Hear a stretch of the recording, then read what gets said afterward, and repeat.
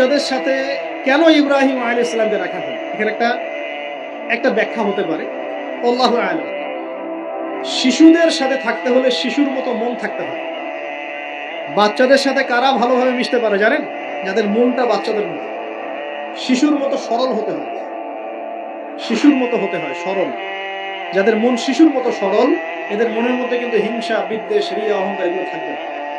ইব্রাহিম আলাইহিস সালাম ওই শিশু কুরবানির পরীক্ষায় ফেলতে হয়েছিল। আল্লাহ রাব্বুল আলামিন দেখেন তাকে বাচ্চাদের সাথে রেখে দিয়েছে। বাচ্চারা ওখানে খেলাধুলা করে, যখনই ওদের বাবার কথা মনে হয়, মায়ের কথা মনে হয়, দৌড় দিয়ে ইব্রাহিম আলাইহিস সালামের কাছে চলে আসে। তিনি আদর করে দেন, আবার চলে যান। কি চমৎকার দৃশ্য! তিনি হেলান দিয়ে আছেন বাইতুল মামুরে, সালাম করলেন।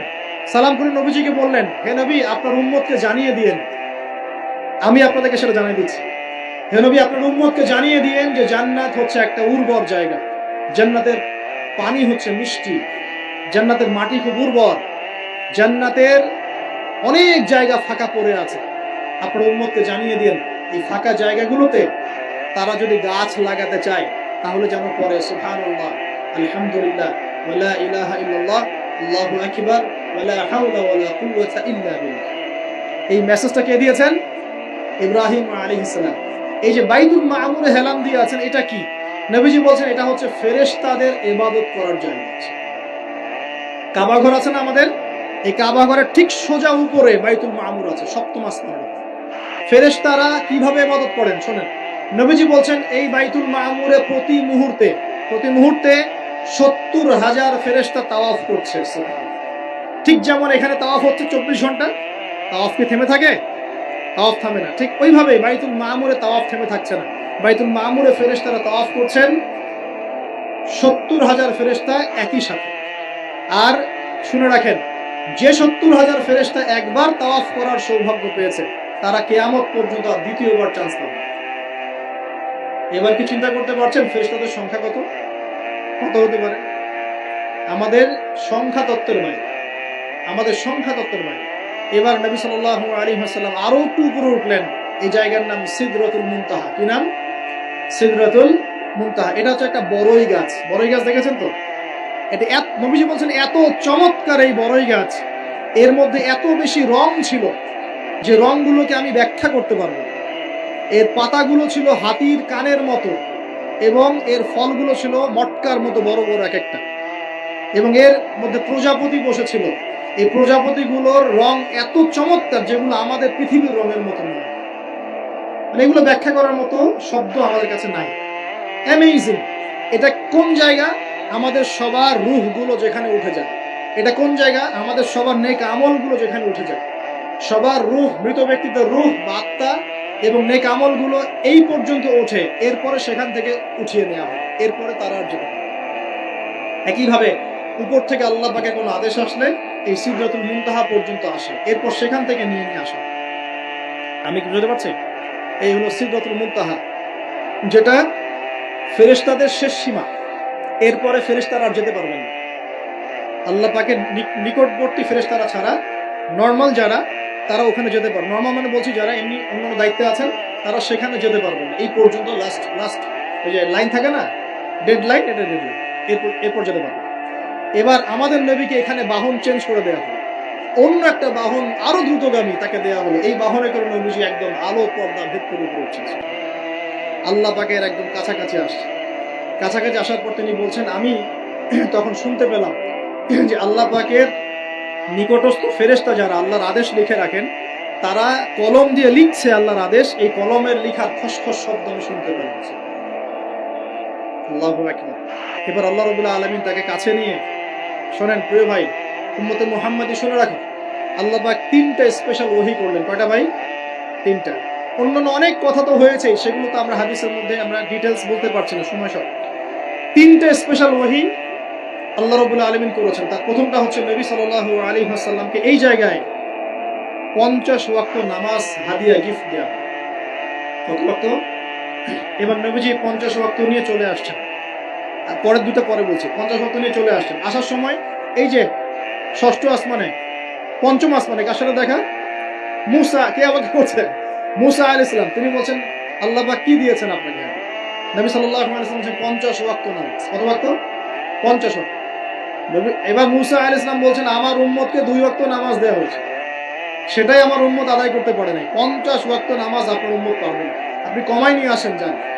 তিনি আবার গেলেন 50 থেকে 45, আবার 45 থেকে 40, 40 থেকে 35, 35 থেকে 30, এই করতে করতে করতে করতে 5 ওয়াক্ত যখন আসলো তখনও নবীজিকে বলা হচ্ছে আপনি আরো কমাই নিয়ে আসেন। নবীজি বলছেন আমার যেতে লজ্জা লাগছে, আল্লাহ পাক আমাকে এত বেশি কমিয়ে দিলেন, আরো কমাতে চাইতে আমার লজ্জা লাগছে। দেখেন মুসা আলাইহিস সালাম বলেছিলেন আমার উম্মতকে 2 ওয়াক্ত নামাজ দেয়া হয়েছিল, আদায় করতে পারে নাই। উম্মতে মুহাম্মাদের মধ্যে এমন মানুষ নাই 2 ওয়াক্ত 1 ওয়াক্ত নামাজও পড়তে পারে না। নবীদের এটা হিকমা, দূরদর্শিতা। এবার নবী সাল্লাল্লাহু আলাইহি ওয়াসাল্লাম আল্লাহর কাছে গিয়ে আরজি পেশ করছেন। আল্লাহ রাব্বুল আলামিন বলছেন 5 ওয়াক্ত নামাজ আমি দিলাম, কিন্তু 5 ওয়াক্ত যদি তোমার উম্মত আদায় করে 50 ওয়াক্তের নেকি দেওয়া হবে। আরেকটা বেনিফিট তোমার উম্মতের যে কোনো ব্যক্তি যে আমলই করুক না কেন 10 গুণ বাড়ায় নেকি দেওয়া হবে। কিন্তু তোমার উম্মতের কোনো ব্যক্তি যদি গুনাহ করে তাহলে গুনাহকে 10 গুণ বাড়ায় দিব না ইনশাআল্লাহ। গুনাহ একটাই থাকবে, গুনাহ কি হবে? একটাই থাকবে। আর নেকির কাজ করলে 10 গুণ বাড়ায় দেওয়া হবে। 1 টাকা দান করছেন 10 টাকার নেকি হবে, 1 রাকাত নামাজ পড়ছেন 10 টাকাতে নেকি হবে, একটা সেজদা করছেন 10টা সেজদার নেকি হবে ইনশাআল্লাহ। কথা বুঝতে পারছেন? এটা হলো একটা গিফট বা হাদিয়া। সেকেন্ড গিফটটা হচ্ছে আল্লাহ রাব্বুল আলামিন নবী সাল্লাল্লাহু আলাইহি ওয়াসাল্লামকে সূরা বাকারার শেষের 2টা বা 3টা আয়াত ওহী করলেন। কয়টা ভাই? শেষের 2টা বা 3টা। লিল্লাহি মা ফিস সামাওয়াতি এখান থেকে ফানসুরনা আলাল কওমিল কাফিরিন পর্যন্ত। এই আয়াতগুলোর ফজিলত সম্পর্কে এসেছে যে রাতের বেলা কেউ যদি এই আয়াতগুলো পড়ে ঘুমায়, সূরা বাকারার শেষের 2টা বা 3টা পড়ে ঘুমায়, সারা রাত তাহাজ্জুদের নেকি পাবে এবং দৃশ্য অদৃশ্যের কোনো ক্ষতি, তার কোনো অনিষ্ট সাধন করতে পারবে না। এই যে সমস্যা হয় ঘুমের মধ্যে, জিনের সমস্যা, জাদুর সমস্যা, বদনজর ইত্যাদি, কোন রকম প্রবলেম তাকে ফেস করতে হবে না ইনশাআল্লাহ। সূরা বাকারার শেষের কয় আয়াত? কমপক্ষে 2 আয়াত, যদি পারেন 3টা আয়াত পড়বেন। 2টা হাদিয়া হল। 3 নম্বর হাদিয়াটা আরো বড়। 3 নম্বর হাদিয়া হচ্ছে নবী সাল্লাল্লাহু আলাইহি ওয়াসাল্লামকে আল্লাহ পাক বললেন তোমার উম্মতের, গৌর করে শুনেন, তোমার উম্মতের যে কোনো ব্যক্তি যত পাপই করুক না কেন, যদি আমার সাথে শিরকের পাপ না করে, শিরকের পাপ ছাড়া আমার সাথে সাক্ষাৎ করে, আসমান জমিন সমান যদি পাপ করে, আমি আল্লাহ তার সামনে আসমান জমিন সমান ক্ষমা নিয়ে হাজির হব। এই উম্মতের যে কোনো ব্যক্তি খালি লা ইলাহা ইল্লাল্লাহ মুখ দিয়ে পড়েছে, ইসলামের সামনে আত্মসমর্পণ করেছে এবং শিরক মুক্ত আমল করেছে, বেদাত মুক্ত আমল করেছে, ঠিক আছে, তার যত বড় বড় পাপই থাকুক না কেন ইনশাআল্লাহ আল্লাহ পাক কোনো না কোনো ওসিলায় সেই পাপ মাফ করবে ইনশাআল্লাহ। এটা একদম লিখিত হয়ে গেছে। জান্নাতীদের 120 কাতার হবে, এই 120 কাতার মানুষের মধ্যে 80 কাতার হবে উম্মত মুহাম্মদের মধ্যে। আমরা কি শিরক মুক্ত আমল করতে পারবো না ভাই? সাহাবীরা অবাক হয়ে বলছেন যদি সে চুরি করে, যদি সে জেনা করে, নবীজি বলছেন যদি সে চুরিও করে, যদি সে জেনাও করে, তবুও তাওহীদ ঠিক থাকলে জান্নাতে চলে যাবে। এখন কি তাওহীদ ঠিক করে চুরি করা শুরু করবো? তাওহীদ ঠিক করে কি জেনা করা শুরু করবো? এখানে আল্লাহ পাকের তাওহীদের গুরুত্ব বোঝানো হচ্ছে। আর যে ব্যক্তি প্রকৃত তাওহীদে থাকবে সে কি জেনা করতে পারবে? আল্লাহ পাক আমাদের সবাইকে এই 3টা হাদিয়া গ্রহণ করার তৌফিক দান করুন। আমার সাথে বলেন 50 ওয়াক্ত নামাজ মানে 5 ওয়াক্ত, 5 ওয়াক্ত মানেই 50 ওয়াক্ত। 1 ওয়াক্ত পড়ছি মানে 5 ওয়াক্ত পড়ছি, 1 ওয়াক্ত পড়ছি মানে 10 ওয়াক্ত পড়ছি, 1 ওয়াক্ত পড়ছি মানে 10 ওয়াক্ত পড়ছি। আমরা কিন্তু 50 ওয়াক্তের নেকিই পাচ্ছি ইনশাআল্লাহ। আমরা সবাই 5 ওয়াক্ত নামাজের হেফাজত করতে পারবো তো ইনশাআল্লাহ? আল্লাহ পাক তৌফিক এনায়েত করুন, আমিন। আমরা কি সূরা বাকারার শেষের আয়াতগুলো মুখস্থ করতে পারবো ইনশাআল্লাহ? প্রত্যেক রাতে আমল করবো তো ইনশাআল্লাহ? আর শিরক মুক্ত আমল করার চেষ্টা করবো ইনশাআল্লাহ। একটা বই পড়বেন কিতাবুত তাওহীদ, শিরক সম্পর্কে জানতে পারবেন ইনশাআল্লাহ। আল্লাহ পাক তৌফিক দান করুন। এবার নবীজি আসছেন, একটু শেষের দিকে মনোযোগ দেন, মনোযোগ হারান না, আর কিছু কথা বাকি আছে। নবীজি এবার আসছেন, আসার সময় তাকে জান্নাত জাহান্নাম দেখানো হয়েছে। কি দেখানো হয়েছে? জান্নাত এবং জাহান্নাম। নবীজি বলছেন আমি জান্নাতকে দেখলাম, বিশৃঙ্খলা করেন না, আমি জান্নাতকে দেখলাম, জান্নাতকে দেখলাম, জান্নাতকে ঘিরে রাখা হয়েছে কষ্ট, ক্লেশ, এগুলো দিয়ে। মানে জান্নাতটা ঘেরা আছে কষ্ট দিয়ে, মানে জান্নাতে যেতে হলে কষ্ট করতে হয়, ঠিক আছে? ফজরের নামাজ উঠতে কষ্ট হয় না? সুদ ছেড়ে দেবো, এটা কষ্ট লাগতেছে না? কষ্ট হবে, আল্লাহর পথে চলতে হলে কিন্তু কষ্ট হবে, মানুষ ভালো মন্দ বলবে, অনেক সমস্যা। জান্নাতকে ঘেরা হয়েছে কষ্ট দিয়ে, আর জাহান্নামকে ঘেরা হয়েছে প্রবৃত্তির দাসত্ব দিয়ে। মন যাচাই তাই করেন না প্রবৃত্তি। মন চাচ্ছে মদ খাইলেন, মন চাচ্ছে জেনা করলেন, মন চাচ্ছে সুদ খাইলেন, মন যা চায় তা দিয়ে জাহান্নামকে ঘেরা হয়েছে। এবার নবীজি বলছেন জাহান্নামে আমি উঁকি মেরে দেখেছি, জাহান্নামে দেখেছি বেশিরভাগ অধিবাসী, জাহান্নামের বেশিরভাগ মানুষ হচ্ছে উম্মতে মুহাম্মাদের নারী জাতি। বলেন নাউজুবিল্লাহ। এই নারী জাতি মানে আমার বোন, আপনার মা, আপনার স্ত্রী, আমার বোন, আমার মা, আমার স্ত্রী, আমাদেরই তো। নারী কি আমাদের বাইরে?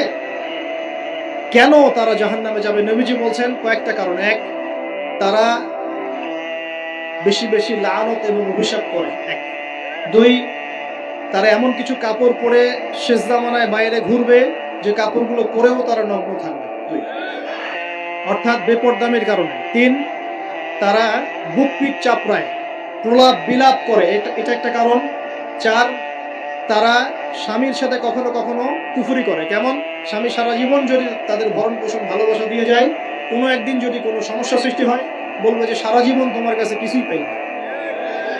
এই সব কিছুর ঊর্ধ্বে একটা কারণ আছে, এই সব কিছুর ঊর্ধ্বে একটা কারণ আছে, সেটা হলো, শোনেন, তাদের উদ্ধত মস্তকটা আল্লাহ পাকের বিধানের সামনে সহজে অবনত হতে পারে না, চায় না। এগুলো কিন্তু সব মেয়েদের জন্য নয়, উম্মতে মুহাম্মাদির একটা অংশের মেয়েদের জন্য আল্লাহ নবী এইসব কথা বলেছেন। আবার এমনও মেয়ে আছে, শোনেন, এমনও মেয়ে আছে যারা ঈমান আমল টিকে রাখার জন্য না খেয়ে থাকতেও রাজি আছে। এমনও মেয়ে আছে, এমনও বহু দিনী মেয়ে আছে আমাদের সমাজে যারা ঈমান আমল ধরে রাখতে চায়, পরিবার তাকে রাখতে দেয়। ফেরাউনের ঘরে থেকেও একজন মেয়ে জান্নাতে গিয়েছে, গিয়েছে কিনা? গিয়েছে। অতএব আমরাও যে দুধে দেওয়া তুলসী পাতা এমন নই, আমাদের মধ্যে বহু খারাপই আছে। কিন্তু নবীজি এখানে স্পেশালি বলেছেন যে শেষ জামানার মেয়েরা, নিসাউন কাসিয়াতুন আরিয়া, যারা কাপড় পরে নগ্ন থাকবে, মুইলাতুন মামিলাত, যারা অন্যকে আকৃষ্ট করবে, অন্যের দিকে আকৃষ্ট হবে, এরা জান্নাতে যাবে না, জান্নাতের গন্ধ পাবে। নবীজি বলেছেন আমি জাহান্নামে দেখেছি বেশিরভাগ নারী জাতি। এখানে আমার মা, আমার বোন, আপনার মা, আপনার বোনের সতর্ক হওয়ার কি হেদায়েত আছে কি নাই? আর এই মেয়েদেরকে চালাই কি আমরা না অন্য কেউ? আমরাই তো আমাদের পরিবারকে চালাই কি না? আমরাই তো খাওয়াই পড়ে নাকি? তাহলে আমাদের পরিবারের বোনেরা কি পর্দা করতে পারবে না? প্রতিষ্ঠা করতে পারবেন না? পরিবারের আমাদের মায়েরা, বোনেরা, স্ত্রীরা পর্দা করবে না? এই দায়িত্ব আমাদের না? পরিবারের কর্তা আমরা নই? আল্লাহ কি আমাদেরকে জিজ্ঞাসা করবেন না? অতএব আমরাও যেন সতর্ক হয়ে যাই, আল্লাহ পাক তৌফিক দান করেন। এই জন্য বলি, বিয়ে করতে হলে আগে দিনদারিতা দেখবেন, তারপর বিয়ে করবেন। দুনিয়াদারিতা দেখে বিয়ে করলে পরে পস্তাবেন। ছেলে মেয়ে উভয়ের প্রতি একই নসিহত, বিয়ে করতে যদি হয়, বিয়ে যদি করতেই হয়, তাহলে দিনদারিতা দেখে বিয়ে করুন। তারপর দেখবেন যে মেয়ের বংশ কেমন, সৌন্দর্য কেমন, এই সেই পরে দেখবেন। আগে দেখবেন দিনদারিতা ঠিক আছে।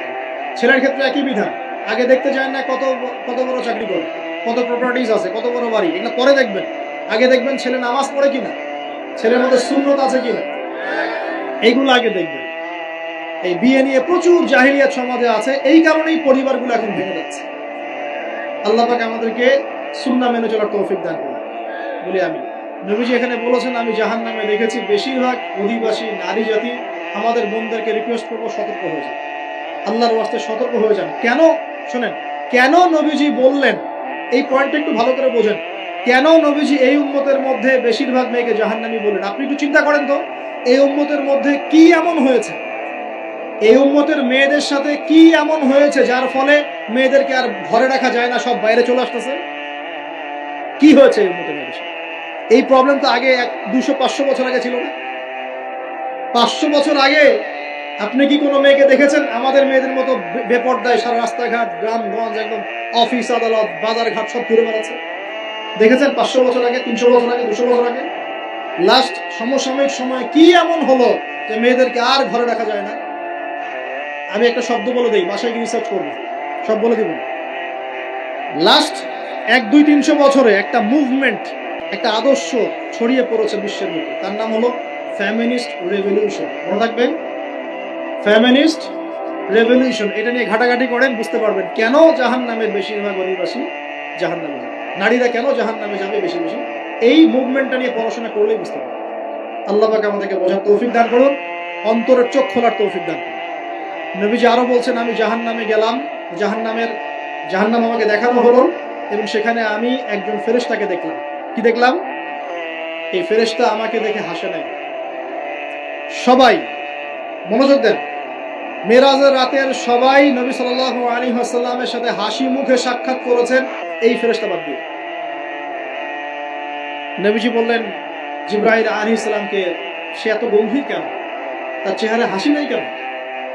জিবরাইল আলাইহিস সালাম বলছেন, যখন থেকে আল্লাহ পাক তাকে জাহান্নামের দায়িত্ব দিয়েছেন, যেদিন থেকে আল্লাহ পাক এই ফেরেশতাকে জাহান্নামের দায়িত্ব দিয়েছেন, ওই দিন থেকে তার চেহারার হাসি চলে গেছে। আর কিছু বলতে হবে? কেন হাসি চলে গেল? খুশিতে? জাহান্নামে আল্লাহ পাকের আযাব এবং এই আযাবের দায়িত্ব পালন করতে গিয়ে তার চেহারা থেকে হাসি চলে গেছে। নবীজি জানালেন তার নাম হচ্ছে মালিক। কি নাম? মালিক। আমরা দোয়া করি আমরা যেন তার সাক্ষাৎ না পাই, আমরা দোয়া করি আমরা যেন তার সাক্ষাৎ না পাই। আমিন। এবার নবী সাল্লাল্লাহু আলাইহি ওয়াসাল্লাম আসছেন, আসার সময় সুঘ্রাণ পাচ্ছেন। সুঘ্রাণ। ও একটা কথা বলি নাই, জান্নাতে তিনি যখন দেখলেন, সেখানে দেখলেন যে এখানে বেশিরভাগ অধিবাসী হচ্ছে এই উম্মতের গরিব মানুষ। এই উম্মতের কারা? গরিব মানুষ, টাকা পয়সা কম, এত হিসাব কিতাব নাই, পাঁচ ওয়াক্ত নামাজ পড়ে, রোজা রাখে, সাধ্যমতো দান সদকা করে, সত্য কথা বলে, জান্নাতে চলে যাচ্ছে। গরিবদের 500 বছর আগে, কত বছর আগে? তার মানে এই উম্মতের যদি কেউ গরিব হয়ে থাকি আমরা, কষ্টের কিছু আছে? ইনশাআল্লাহ কষ্টের কিছু নেই। তারপর নবীজি আসছেন, তিনি বলছেন যে আমি একটা মিষ্টি জান্নাতি সুঘ্রাণ পেলাম। আমি জিজ্ঞাসা করলাম এটা কোত্থেকে আসছে? তখন জিবরাইল আলাইহিস সালাম বললেন, এই ঘ্রাণ আসছে ফেরাউনের মেয়ের চুল আঁচড়ে দিত একজন দাসী। হঠাৎ একদিন চিরুনি পড়ে গেল হাত থেকে, সে বিসমিল্লাহ বলে চিরুনি উঠিয়েছে, আর দাসী শুনে নিয়েছে বিসমিল্লাহ মানে? বিসমিল্লাহ মানে কি? আল্লাহর নামে মানে কি? তোমার কি ফেরাউন আমার বাবা ছাড়া আরো কোনো ইলাহ আছে নাকি? তখন সেই মহিলা বলেছিল, হ্যাঁ, আমি এক আল্লাহর ইবাদত করি। ফেরাউনেরও রব হচ্ছে আমার আল্লাহ। এই অপরাধে তাকে ফেরাউন বড় আগুনের কুণ্ডলি খুঁড়ে তাকে ওখানে নামিয়ে দিয়েছিল, এবং তার 3টা কি 4টা বাচ্চা ছিল। এই সব বাচ্চাগুলোকে তার চোখের সামনে পুড়িয়ে মেরেছে। শেষে একটা বাচ্চা ছিল, কোলের বাচ্চা। এই বাচ্চাকে নিয়ে সে লাফ দিবে, তাকে বাধ্য করা হচ্ছে। সে তো নিজে মরতে রাজি, কিন্তু বাচ্চাটা মায়া লাগবে না, সে বাচ্চাকে নিয়ে লাফ দিতে চাচ্ছে না। তখন আল্লাহ পাক ওই বাচ্চার জবানে আল্লাহর কুদরত, আল্লাহর মুজিজা চালু করে দিলেন। ওই বাচ্চা কথা বলা শুরু করে। ওই বাচ্চা বলল, হে আম্মা ইসবিরি ইয়া উম্মা, হে আমার মা সবর করো। ফাইন্না মাউইদুনা আল জান্নাহ, আমাদের জন্য আল্লাহ পাক জান্নাত রেখেছেন। লাভ দিয়ে জান্নাত। ওই যে ফেরাউনের স্ত্রী বলা ঠিক না এখানে, ফেরাউনের ওই দাসী যে চুল আশ্রয় দিত, আসিয়া, যার নাম বলা হয় কোনো কোনো জায়গায় আসিয়া, এবং তার সন্তানদেরকে যেখানে দাফন করা হয়েছে ওখান থেকে জান্নাতের ঘ্রাণ আসছে। কে পেলেন এই ঘ্রাণ? রাসূলুল্লাহ সাল্লাল্লাহু আলাইহি ওয়াসাল্লাম। এবার তিনি চলে আসছেন, এসে কাবা ঘরের হাতিমে আবার এসে সেখানে আসলেন। এখানে বিমর্ষ মুখে বসে আছে। কেন মন খারাপ? যে আমি যদি এই ঘটনা যদি কালকে এখন সকালে সবাইকে বলা শুরু করি, সবাই তো আমাকে এখন কি বলবে? মিথ্যাবাদী। এমনিই তো মিথ্যাবাদী বলছে, এখন এই ঘটনা আবার বিশ্বাস করবে কি? এখন সকালবেলা আবু জাহেল আসছে, আয়েশা বলছে যে কি নতুন কিছু ঘটনা ঘটছে নাকি, নতুন কোনো ঘটনা আছে নাকি? টিটকারি করলো আপনি। রাসূল সাল্লাল্লাহু আলাইহি ওয়াসাল্লাম বলছেন, আমি গতকালকে আকসায় গিয়েছিলাম। এখন আবু জাহেল বলছে, ও আচ্ছা চমৎকার, আকসায় গিয়েছিলেন, তাই নাকি? আর কি করেছেন? যে আমি এই ঘটনা ঘটেছে আমার সাথে। তখন সবাইকে সে ঢোল পিটায় নিয়ে আসলো, আরে আসো আসো, মুহাম্মদ কি বলে শোনো, দেখো কি বলে, তো পাগল হয়ে গেছে। যে আকসায় গিয়েছিল, বলো তো আকসায় কি কি আছে? সুবহানাল্লাহ, আল্লাহ রাব্বুল আলামিন। এখন যেমন ভিডিও দেখি না আমরা, এইভাবে আল্লাহ রাব্বুল আলামিন মসজিদুল আকসাকে নবীর সামনে তুলে ধরলেন সামনে, এবং নবী সাল্লাল্লাহু আলাইহি ওয়াসাল্লাম দেখে দেখে বলছেন আকসায় কয়টা দরজা আছে, কয়টা জান্নাত আছে, পূর্ব দিকে কি আছে, পশ্চিম দিকে কি আছে, সিঁড়ি কয়টা, সব বলে দিলেন। এরপর আবু বকর সিদ্দিকের সামনে একজন কাফের গিয়ে বলছে, জানো মুহাম্মদ কি বলেছে? মুহাম্মদ এই কথা বলেছে। আবু বকর সিদ্দিক তখন বলছেন যে আমি তো এর চাইতেও কঠিন কথা বিশ্বাস করি। আমি তো বিশ্বাস করি যে নবী সাল্লাল্লাহু আলাইহি ওয়াসাল্লামের কাছে আসমান থেকে আল্লাহর ওহী আসে, আর মেরাজের রাতটা এমন কি, আমি তো বিশ্বাস করি আল্লাহ তার সাথে কথা বলেন, আল্লাহ পাকের কথা তার কাছে আসে, আল্লাহর কালাম তার কাছে আসে। ওই দিন থেকে নবী সাল্লাল্লাহু আলাইহি ওয়াসাল্লামের এই সাহাবীর নাম হয়ে গেল আবু বকর সিদ্দিক। এখন এর মাঝখানে আর কয়েকটা কথা হয়েছে, আমাদের নবী পরে হাদিসে জানিয়েছেন, এগুলো বলে শেষ করছি। নবীজি বলছেন, আমি যখন মেরাজের রাতে গিয়েছি, আমাকে আল্লাহ পাক কিছু আযাব দেখিয়েছেন। কি দেখেছেন ভাই? আমরা দোয়া করি আল্লাহ পাক এই আযাবগুলো থেকে আমাদেরকে বাঁচান, এবং যে পাপের কারণে এই আযাব হয় সে পাপ থেকে আমাদেরকে বাঁচান। বলেন আমিন। আর একটা কথা বলে রাখি, যেহেতু নবীকে এই আযাবগুলো দেখানো হয়েছে, অন্য কোনো নবীকে কিন্তু দেখানো হয়নি। কাকে দেখানো হয়েছে?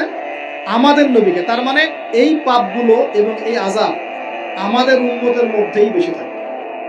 বুঝতে পারছেন না? এই আযাব এবং পাপগুলো কি অন্য কোনো নবীকে দেখানো হয়েছে? আমাদের নবীকে দেখানোর কারণ কি? কারণ আপনার উম্মতের মধ্যে এই পাপগুলো ছড়াবে বেশি, এবং আপনার উম্মতের একটা অংশ এই আযাবগুলো ভোগ করবে। কি আযাব?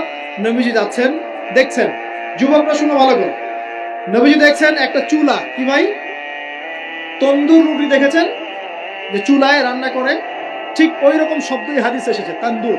এই চুলা এমন চুলা যার মাথাটা হচ্ছে সরু, নিচের দিকটা মোটা, নিচে আগুন জ্বলছে, ভিতরে কিছু মানুষ আছে, নিচ থেকে আগুনের দাবদাহ আসছে। যখনই আগুন আসছে জাহান্নামের, তখন তারা ধাউ ধাউ করে উপরে উঠছে, আবার যখন আগুন নেমে যায় তখন তারা নিচে নেমে যায়। নবীজি মর্মান্তিক দৃশ্য দেখে বললেন যে এরা কারা, যাদেরকে এমন আযাব দেওয়া হচ্ছে? জিবরাইল আলাইহিস সালাম বললেন, যুবক ভাই শোনেন ভালো করে, জিবরাইল আলাইহিস সালাম বললেন, এরা হচ্ছে আপনার উম্মতের সেই সব ব্যক্তি যারা বিবাহ বহির্ভূত জিনা করেছিল। এই পাপটা মারাত্মক। আল্লাহ পাক আমাদের সবাইকে পাপ থেকে ফিরে আসার তৌফিক দান করুন। এবং এই পাপ যদি করে থাকেন হতাশ হবেন না, তওবা করে আজকেই ফিরে আসবেন। তওবা করলে আল্লাহ পাক যে কোনো পাপ মাফ করে দিবেন ইনশাআল্লাহ। যে কোনো পাপ, তওবা খাস করতে হবে, কোনোদিন এই পাপে লিপ্ত হওয়া যাবে। এই যে গত 3-4 দিন আগে একটা দিবস চলে গেল না, লক্ষ লক্ষ কোটি কোটি যুবক যুবতী পাপ করেছে, করে নাই? আর আমরা উস্কে দিয়েছিলাম কাছে আসার গল্প, অমুক তমুক, হাবি যাবি, কত কথা। আর এদের স্লোগানগুলো এত চটকদার, খুব মজা লাগে, খুব মজা, মুখরোচক ভাবে উপস্থাপন করে। আল্লাহ পাকের কাছে আসার গল্প করা যায় না, রাসূলের কাছে আসার গল্প করা যায় না। আসলে এখনকার মিডিয়াগুলো এতটাই নির্লজ্জ হয়ে গেছে। কেন বলছি শোনেন, ইসলামের সাথে শত্রুতা তো আছেই, কোনোদিনও আল্লাহর কাছে আত্মসমর্পণ করা লাগে এমন কোনো ওয়ার্ডও বলবে না। টাইটেল দিবে ভূমিকম্পের কাছে মানুষ কত অসহায়, টাইটেল দিয়েছে। প্রাকৃতিক বিপর্যয়ের সামনে মানুষ কত অসহায়, প্রকৃতির কাছে মানুষ কত অসহায়, এসব টাইটেল দিয়ে ভিডিও দিচ্ছে। ওই যে ভূমিকম্প ইস্যুতে একটা বারও বললো না যে এই আল্লাহ পাকের কাছে, আল্লাহর শক্তির সামনে মানুষ কত অসহায়। ওই শব্দ ব্যবহার করা যাবে না। ওই শব্দ ব্যবহার করলে আপনি মৌলবাদী হয়ে যাবেন। যে প্রকৃতিটা কি? প্রকৃতি কে? প্রকৃতি কাকে বলে? কত প্রকার? প্রকৃতির স্রষ্টা কে? প্রকৃতি কে নিয়ন্ত্রণ করছে? ভূমিকম্পের কোনো ক্ষমতা আছে না? ভূমিকম্প যে দেয় তার ক্ষমতা আছে। এই সাগরের কোনো ক্ষমতা আছে? সাগরে যে জলোচ্ছ্বাস দেয় তার ক্ষমতা আছে।